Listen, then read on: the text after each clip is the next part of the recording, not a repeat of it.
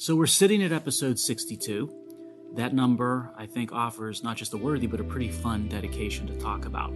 The dedication is going to go to Steph Curry of the Golden State Warriors and his career high mark for points of 62 in a game that he achieved not that long ago, last year in early 2021 against the Trailblazers. And we make this dedication to Steph Curry's 62 points because, he is a phenomenal player, particularly for the modern game. He was basically built for the way the game is played today. Two-time league MVP, 4 titles. You get the feeling you don't want to write any of that in permanent ink because he's far from done with respect to what he's going to achieve for the rest of his career. And I think he's the greatest shooter in NBA history.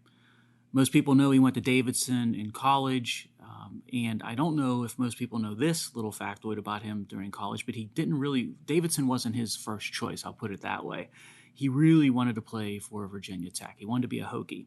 But the Hokies wouldn't offer him a full ride because of his smaller size, and they would only offer him a walk-on slot. Thus, he went over to and committed to Davidson. So maybe not the most astute move in collegiate basketball recruiting history by Virginia Tech. He ended up being the NCAA leading scorer in points per game for his junior year, which was the last year that he played at college. And when you look at Steph Curry and our dedication to episode 62 with his 62 points, his career high back in early 2021, maybe two items to discuss. One, let's talk about where Steph Curry ranks with respect to the all-time greats in NBA history.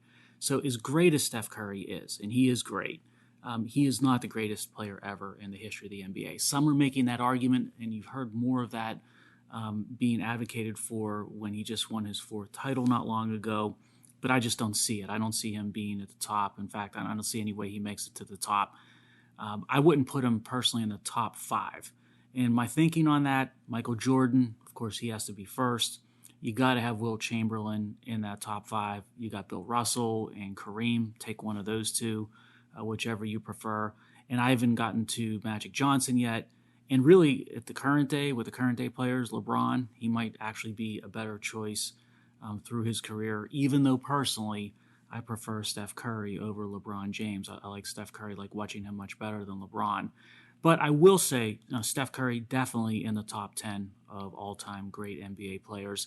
I'd probably rank him in line with Kobe Bryant and maybe slightly higher than where I would put Larry Bird or Shaq, Tim Duncan, Oscar Robertson. Those would sort of be in my bottom half of my top 10, sort of numbers 6 through 10 in there.